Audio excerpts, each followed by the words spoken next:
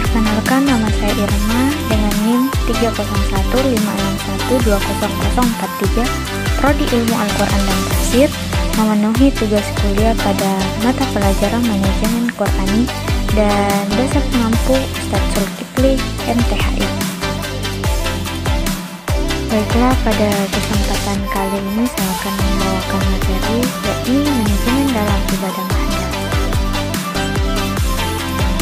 Adapun tujuan dari video ini adalah agar kita dapat memahami isyarat-isyarat manajemen dalam ibadah mahdoh.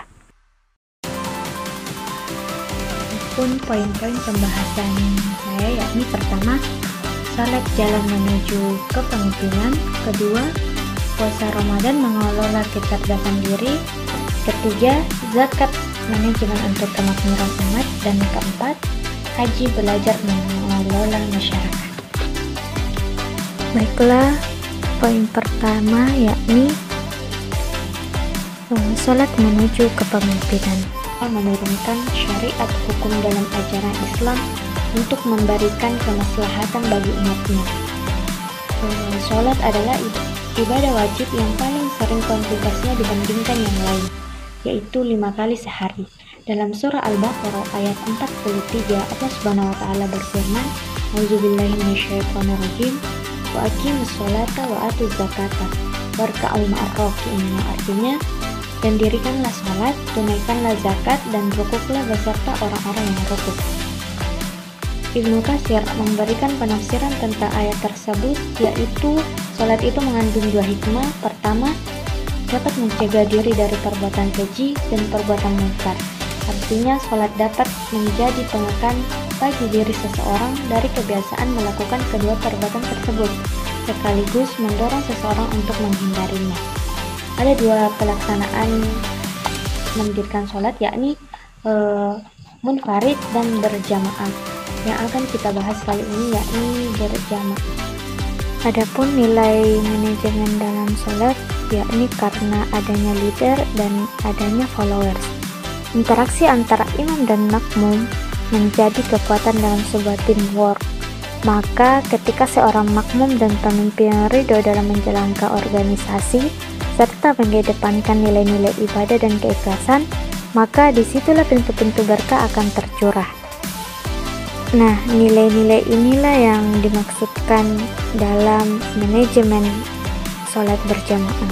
Adapun rumusan menjadi seorang pemimpin yakni ada 4 poin. Pertama, manage by head, yakni ketika seseorang menjadi seorang pemimpin, yang paling penting untuk dilakukan adalah mengelola pola pikirnya, karena bagaimanapun semua kegiatan harus dipikirkan secara baik-baik sebelum dikerjakan. Kedua, manage by hand. Dalam hal ini terkait fisik atau kekuatan tubuh kita. Bagaimanapun kita tidak bisa melakukan apa-apa jika kesehatan kita terganggu. Maka disebutkan dalam sebuah pepatah Arab yakni al-aqlu salim fil jismi salim, yakni akal yang sehat terdapat pada jiwa yang sehat. Ketiga, manage by heart. Selain manajemen otak dan tangan, kita juga harus memanage hati. Sentuh hati anggota dalam organisasi kita agar berbuah berkah. Keempat, manage by hidayah. Ketika kita sudah all out dengan manajemen head, hand, dan hati kita, yang tersisa adalah kita harus selalu berdoa agar senantiasa diberikan hidayah Allah Subhanahu wa taala. Semoga semua apa yang kita kerjakan bernilai berkah sehingga bermanfaat bagi semua orang. Selanjutnya masuk pada poin kedua yakni puasa Ramadan mengelola kecerdasan diri. Di dalam ibadah puasa, kita diajarkan untuk memanage diri kita terutama dalam hal menahan lapar, haus, emosi, dan segala macam bentuk hawa nafsu lainnya. Nah, inilah nilai-nilai yang menjadi syarat dalam manajemen ibadah puasa. Poin pertama, puasa dapat mengembangkan kecerdasan spiritual. Mengapa? Karena puasa identik dengan menahan hawa nafsu, menahan lapar, dahaga, marah, dan berbagai aspek negatif lainnya.